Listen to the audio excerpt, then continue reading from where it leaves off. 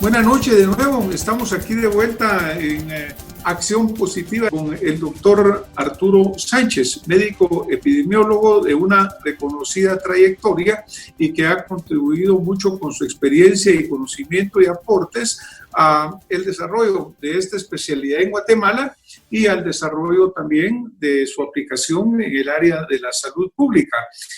Arturo, bienvenido a Acción Positiva y muchísimas gracias por estar con nosotros. Al contrario, muchísimas gracias, doctora Redondo, por el espacio que nos proporciona para llegar a toda la audiencia. Pues gracias, Arturo. Como hemos platicado contigo en repetidas oportunidades, ya nos acompañaste en otra oportunidad anterior, pero vemos que ya vamos por 118 días o más de que empezó en Guatemala la declaración del estado de calamidad y los primeros casos de COVID, y a pesar de ello, pues pareciera que el panorama sigue siendo nebuloso, la curva sigue sin aplanarse y al revés estamos teniendo cada vez más contagios. Y a mí lo que me preocupa muchísimo, Arturo, es el hecho que desafortunadamente cuando vemos la confusión que existe entre nosotros en general, entre toda la población, porque hay tanta información que va, que viene, y que la gente ya no sabe ni qué hacer. De repente surge el nombre de un producto que alguien recomienda en algún lugar del mundo y todo el mundo empieza a comprarlo y todo el mundo empieza a acumularlo. Pero yo creo que tenemos que irnos nosotros a buscar datos reales. Por ejemplo, la última disposición presidencial habla de un semáforo para tratar de ordenar o para tratar de ordenar qué es lo que estamos haciendo en esta pandemia y sobre todo cómo salir de ello, Arturo, porque no solamente está el efecto médico, sino que el grave efecto económico que ha venido produciendo en el país, con empresas cerradas, con un gran desempleo, con una baja de los ingresos en una forma generalizada. Hablando del semáforo, ¿cuál es tu opinión de este método que está proponiendo o que está poniendo en ejecución el gobierno, el cual entiendo que se usó en México con medianos resultados? Pero ¿cuál es tu opinión de este método del semáforo? Efectivamente, es un modelo que se ha usado en México, también se ha utilizado en Bolivia y en algunos otros países. Y yo creo que el mecanismo es bueno porque permite realizar un ordenamiento, introducir un ordenamiento a la vuelta a la normalidad. Pero hay factores que pueden mejorar y pueden incidir en una mejor comprensión para la población, número uno, en una más simple comprensión, a manera que realmente pueda tener un impacto, porque al final, sea semáforo o no sea semáforo, son las medidas de contención y las medidas de prevención que la población practique las que nos van a llevar al éxito o al fracaso en el control de la pandemia. Por ejemplo, en Bolivia yo te quisiera comentar que ellos le han agregado el índice de riesgo municipal y también han agregado la mortalidad, han agregado el dato de población y casos casos COVID. En Guatemala, mi recomendación es que esto se debería de bajar a un nivel municipal, porque se está promoviendo que sean 25 casos por 100,000 habitantes los que nos da el parámetro de pasar de un color a otro. El problema es que si nosotros tomamos como denominador 3.5 millones en Guatemala, es un denominador muy alto. Guatemala es Ciudad de Guatemala y 17 municipios. La propuesta es que debería tomarse Ciudad de Guatemala con 900,000 habitantes aprox, y cada municipio hacer un análisis individual, porque el comportamiento de la enfermedad es muy diferente entre un municipio y otro. Pero es increíble cuando uno viaja apenas de un municipio a otro, cómo son las prácticas de la comunidad, cómo es el entendimiento de la comunidad, cómo es la comunicación a nivel de la comunidad. Entonces el llamado de atención ahí es de que esto se debería de bajar a un nivel municipal para poder entonces entrarle a las medidas de contención, de cierre y demás que están establecidos, en una forma más micro y no tan macro.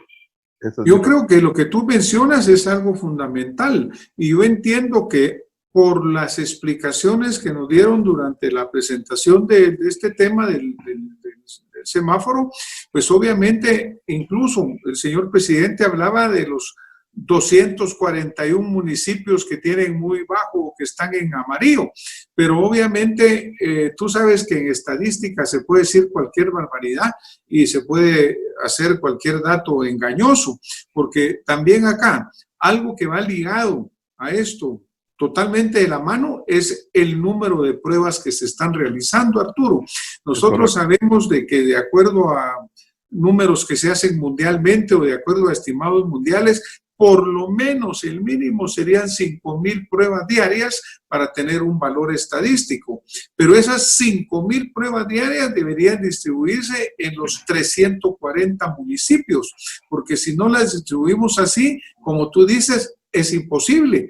Por ejemplo, puede salir un caso, el último reporte me recuerdo que eran, pensemos, 400 casos positivos. Pero esos 400 casos positivos es necesario identificar de qué municipio es cada uno de ellos, porque si solo se los vamos a asignar a la ciudad de Guatemala, la ciudad de Guatemala por los próximos siglos seguirá siendo un área roja, jamás llegará a verde.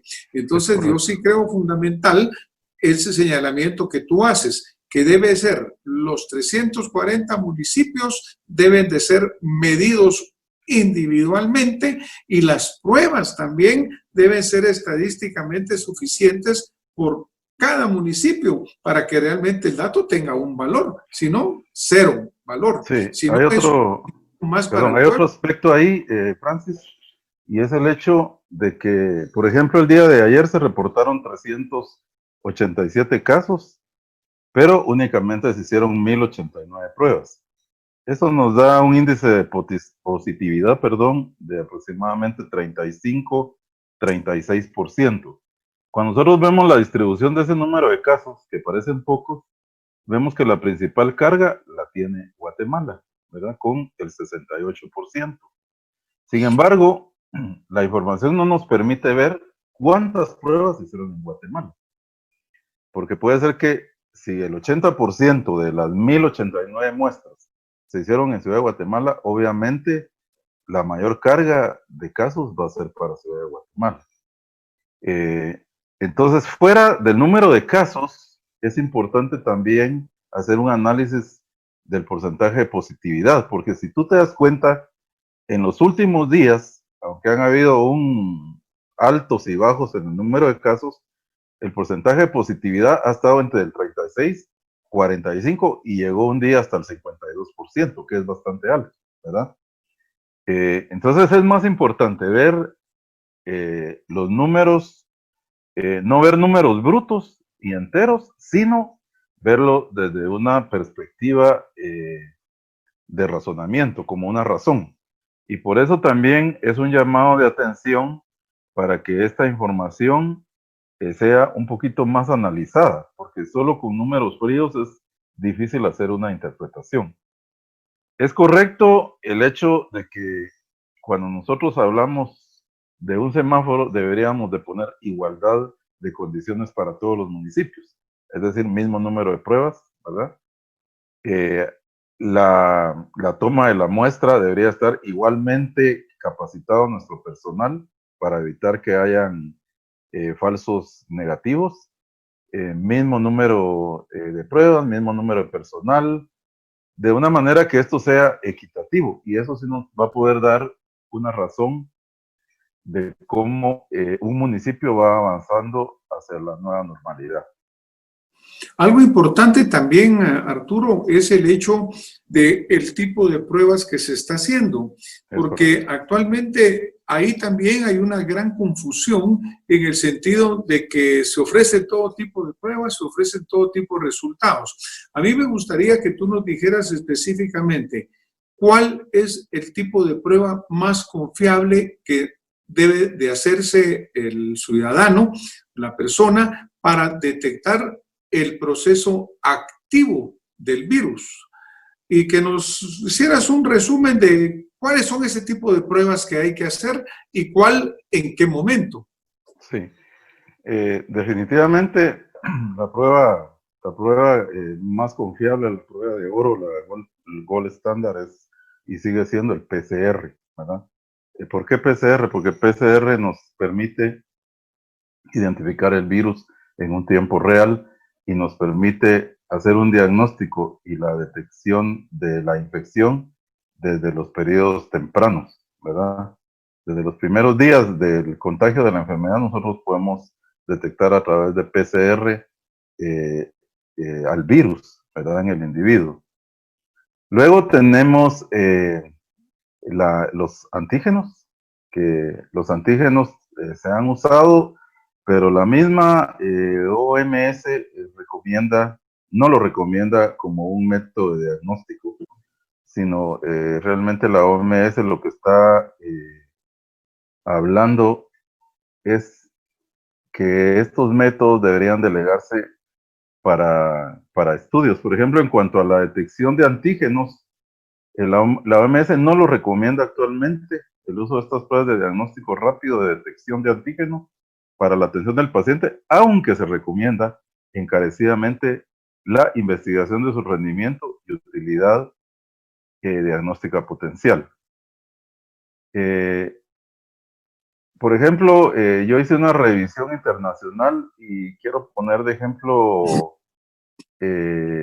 Colombia. Colombia hizo una revisión bibliográfica y reunió a todos los especialistas en el tema y ellos llegaron a la conclusión que ni pruebas de antígeno ni pruebas de anticuerpo. Ellos se van directamente con el PCR.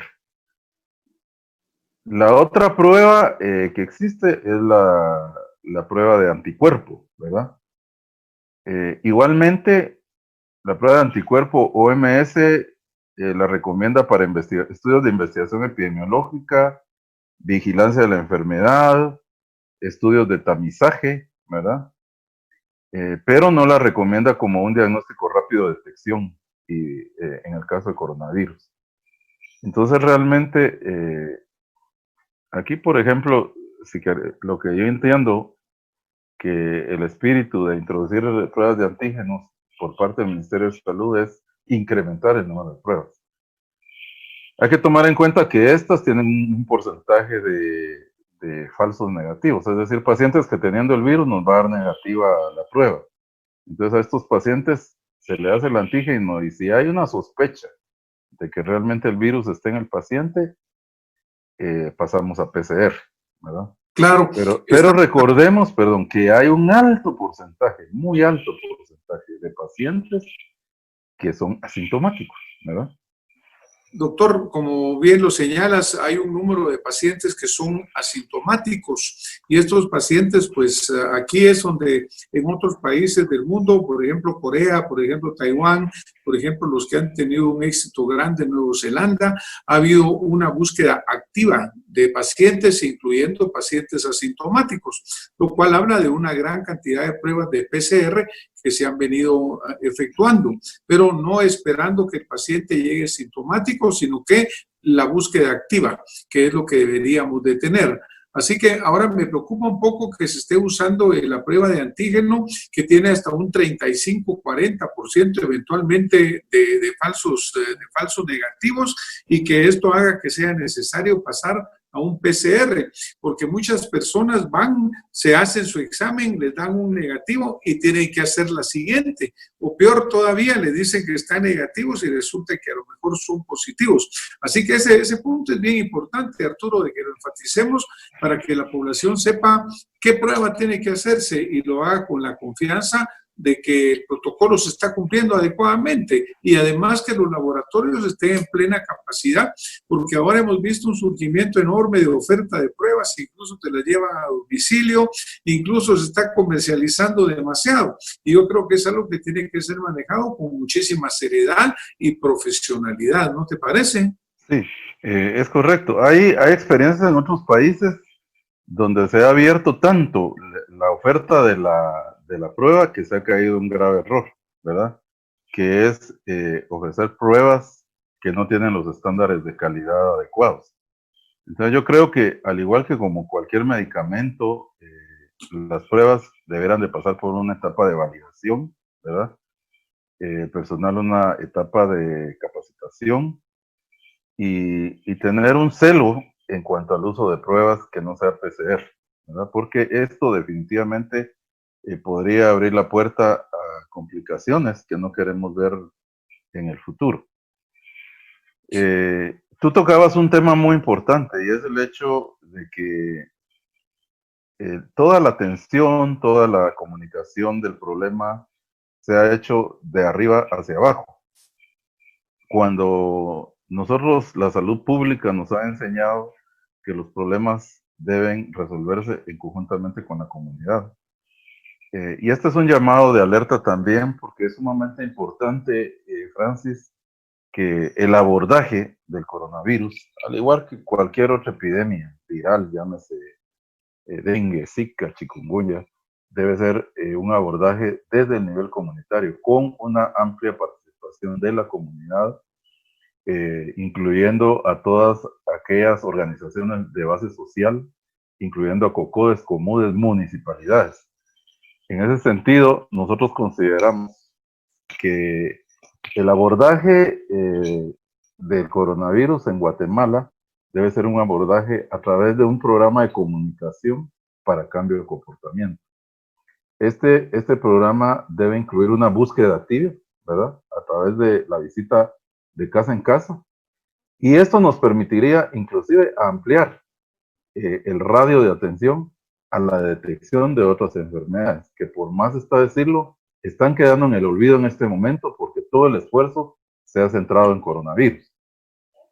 Lo que se propondría sería hacer una visita domiciliaria integrada donde nosotros podamos identificar problemas de arbovirosis, problemas de nutrición e inclusive un monitoreo de la madre embarazada. Esto al identificar bajo protocolos estandarizados comunitarios nos permitiría la identificación de casos asintomáticos de coronavirus o de casos activos. ¿Para qué? Para llevarlos a su cuarentena y de esta manera realmente interrumpir la transmisión de este virus que es altamente infeccioso.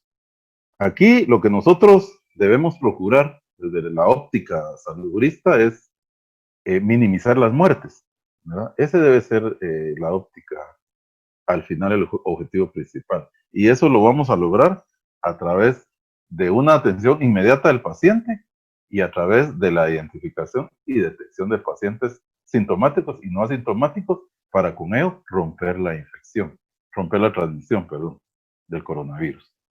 Porque, por ejemplo, tú has mencionado ahorita algo muy importante. Prácticamente nuestra vida gira ahora alrededor del coronavirus y prácticamente solo de eso se habla y todos los medios. Y sin embargo, tú acabas de mencionar el dengue, el Zika, enfermedades endémicas en Guatemala y que incluso han causado más mortalidad que lo que está causando el virus actualmente, el COVID-19.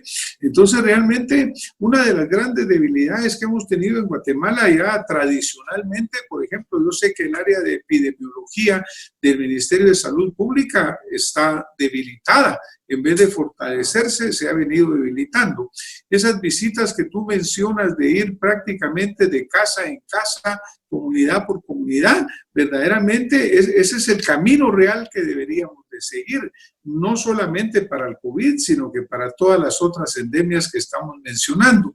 Todas las medidas sanitarias, Arturo, porque realmente yo incluso he sabido de casos en este momento que se les diagnostica dengue, va al hospital y resulta que después le hacen otro examen y también tiene coronavirus. Pero yo estoy seguro que a lo mejor en este momento hay más casos de dengue en Guatemala que más casos de coronavirus. ¿Qué piensas tú?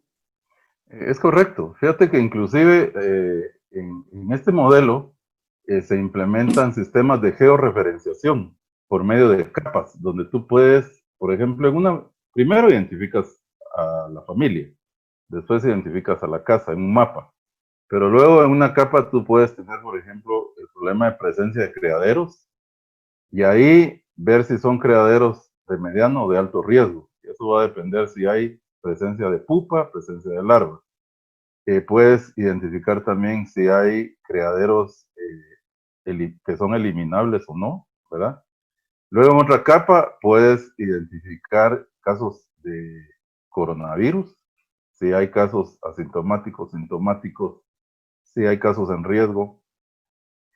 Podemos irnos a otra capa donde pongamos datos de materna, otra nutrición, etcétera, etcétera. Mira, son programas que nosotros ya hemos desarrollado, los hemos implementado, no es algo nuevo. De hecho, la CONRED lo está usando con el Sistema de Integración de Centroamérica, SICA, y esto es algo que el Ministerio de Salud también debería de introducir, porque no solo nos permite llegar a la realización de tableros de control o de mando, como le llaman otros, para la toma adecuada de decisión.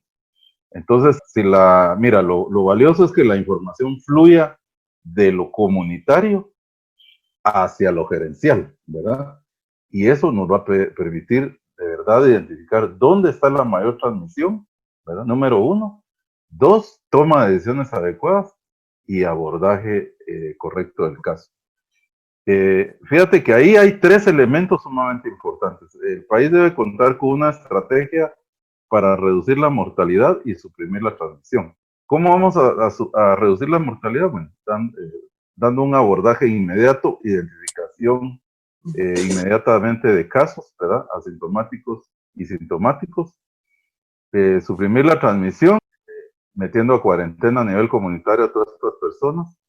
El punto número 2, tenemos que tener una comunidad empoderada y comprometida que tome medidas de comportamiento individual en interés de los demás. Esto solo lo vas a lograr con una campaña de comunicación social para cambio de comportamiento. Y debe desarrollarse también un liderazgo gubernamental fuerte y la coordinación de estrategias integrales. Por eso hablaba yo de otras enfermedades, que se comuniquen de manera clara y consistente. Entonces, mira, los mensajes también desde el nivel central deben ser mensajes claros, sencillos. Hay demasiada información y la gente está altamente confundida, ¿verdad? Entonces debemos tener muy claro que tenemos que tener un modelo de comunicación, no precisamente campañas televisivas o radiales masivas, porque eso no llega a la comunidad. Lo que llega a la comunidad es la comunicación cara a cara, ¿verdad? Y poner a participar a COCODE, COMODE, municipalidades, iglesias en el nivel comunitario. Por supuesto que esto requiere un enfoque muy diferente de lo que se ha venido haciendo y un esfuerzo también muy diferente. Pero ahí es donde tenemos que entender también, Francis, que estos problemas no solo deben de estar sobre la espalda del Ministerio de Salud Pública, sino es donde todos los actores de la sociedad tienen que entrar a participar, incluyendo obviamente la iniciativa privada. Pues yo creo que lo que tú estás señalando muy correctamente, Arturo, es obviamente el hecho de que nuestro sistema de salud tiene que tener una reingeniería total y obviamente seguir lo que se ha venido repitiendo por mucho tiempo, pero que los gobiernos no han hecho, y es fortalecer la salud primaria, porque básicamente si nosotros solo nos enfocamos, ahora se menciona mucho, vamos a hacer grandes hospitales y vamos a construir enormes elefantes blancos. Disculpen que así lo mencione, pero es que al final es cierto, porque terminan siendo grandes fuentes de corrupción, cuando realmente lo que se necesita es tener agua potable en todos lados, tener buenos drenajes, tener saneamiento, tener el suficiente personal de salud para cumplir eso que tú mencionas, ir puerta a puerta, involucrar a la comunidad prácticamente, crearle la conciencia, pero desde abajo para arriba, porque nuestro error tradicional es que cuando el paciente llega ya complicado, olvidémonos ahorita del coronavirus, pensemos cuando aquellos niños que veíamos llegar a las emergencias, Arturo, cuando llegaban totalmente desnutridos, totalmente deshidratados, porque habían estado contaminados por mucho tiempo, porque no había un puesto de salud donde los atendieran o un centro de salud completo donde fuera tratado y llegan al final de la cadena a un hospital, pero ya cuando llegan ahí, ya llegan en una situación crítica. Entonces yo creo que este coronavirus debería de darnos un toque de salida para decir, señores, hay que cambiar este sistema. Este sistema no sirve como lo estamos manejando. Tenemos que fortalecer la salud primaria, tenemos que fortalecer el control epidemiológico. Por ejemplo, sabemos nosotros que Aedes aegypti, ese zancudo que es tan transmisor de tantas enfermedades, pues se encuentra en lugares que no tienen higiene, que no tienen buen cuidado, que mantienen aguas que están estancadas por mucho tiempo y que también la comunidad no tiene una clara conciencia de que eso es lo que debe de evitarse. Así claro. Que yo creo que un despertar fundamental debería ser, señores, démosle vuelta al sistema, vámonos a fortalecer la salud primaria, porque la próxima pandemia nos va a tocar más duro, porque nos va a encontrar igualmente desprevenidos. ¿No te parece? Sí, totalmente de acuerdo. Además, los problemas de salud son problemas que tienen muchas aristas. No solo es el enfoque de salud, enfermedad, sino hay un enfoque desde económico hasta el enfoque ambiental, pues para hablarlo en grandes rasgos. Por lo tanto, nuestra óptica y nuestra visión no debería ser solamente asistencialista, ¿verdad? Como nos formaron desafortunadamente en las aulas, ¿verdad? Veían al médico con el estetoscopio y la bata, y no era médico. No, el médico va aún más allá. El médico es una persona que debe tener un contacto con la comunidad, ¿verdad? Y eso es lo que se propone, un fortalecimiento del primer nivel de atención. Te agradecemos mucho que hayas compartido con nosotros aquí en Acción Positiva.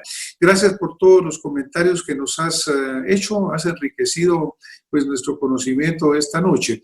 Y te agradecemos que hayas compartido con nosotros, y a todos ustedes que nos han estado escuchando, muchas gracias, y esperamos que los valiosos comentarios que hemos escuchado del doctor Arturo Sánchez contribuyan a que comprendamos mejor este proceso que estamos viviendo.